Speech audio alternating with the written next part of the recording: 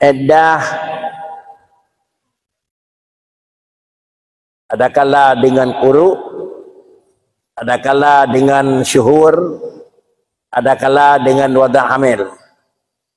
Dan dalam masa iddahnya wajib suami menyiapkan tempat beriddah.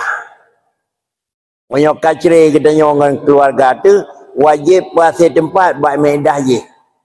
Menyo na tempat draw tijuk nyo hino draw iddah, habis iddah ya bismillah. Menyo hana tempat draw payah sewa supaya nanti habis iddah ka selesai katanya. Tang menyo hantalah ingat dalu. Urinangnya tajuk rumah sampai iddah. Tapi suami lah rumah iddah, sang halalu iddah je. Tang lah tu. Menyo hantalah ingat dalu doan. Kedanya kacri sabah rumah dua dinan. Yang dalam tidur kedua na halalu iddah. Tang menan. Yang salah ni kun kurang naralat. Tapi mudah-mudahan sang hantalah. Maka ni jauh lah. Ibu pun mai lu mungkin gaji kamar. Lu kamar pun mai. Saya kabih dia boleh dipilih orang gaji kawin ni dia. Nyawa mana asli bakri sang halalu. Habis. Jadi nyawa ke yang baik ni ko. Anak po kamu kacri dua mi kamu nganek dia gaji. Mana gaji kerok ni ko.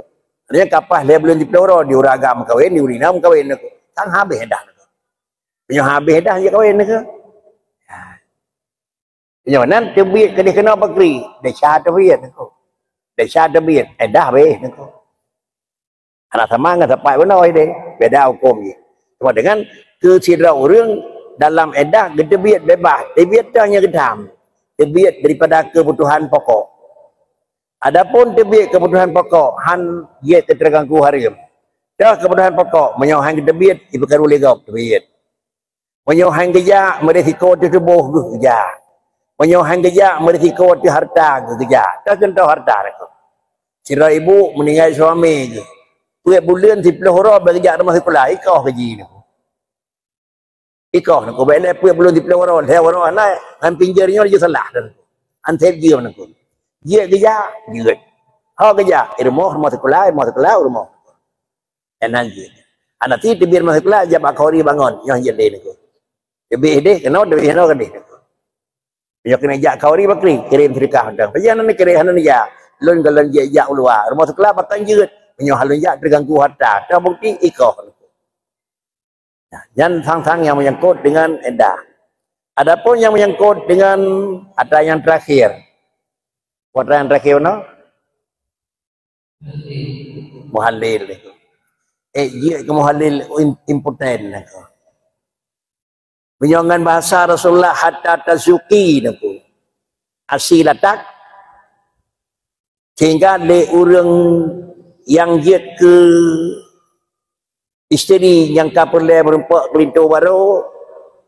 Bandua orangnya tazuki naku. Makna tazuki.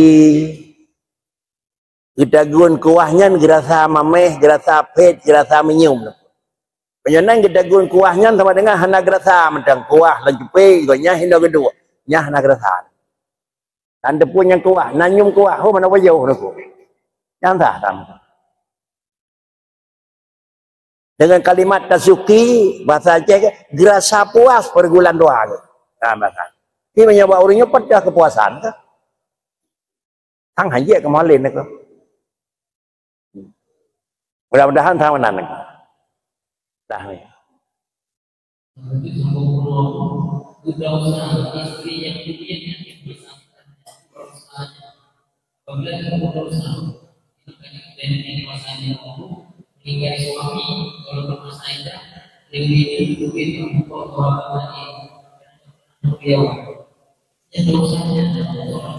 Desa sudah berian aku. Di ragam yang desa hanya ke Bahar itu biar ada mendadah kurang yang ke Bahar itu biar kurang lebih ada kan itu. Dah usah tetap itu biar kun, saya tukang lebih ada. Anak desa kepada po lebih ada.